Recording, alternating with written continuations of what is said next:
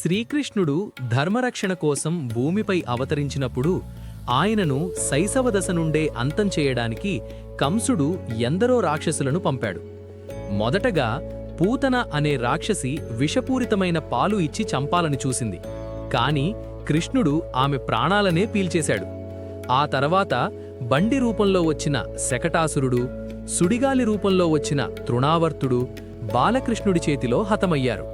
కృష్ణుడు బృందావనంలో ఉన్నప్పుడు కూడా ఆపదలు వదలలేదు.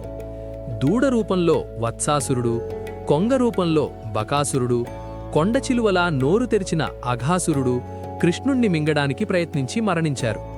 గాడిద రూపంలో వచ్చిన ధేనుకాసురుణ్ణి, గుర్రపు రూపంలో వచ్చిన కేసిని కూడా స్వామి సంహరించాడు.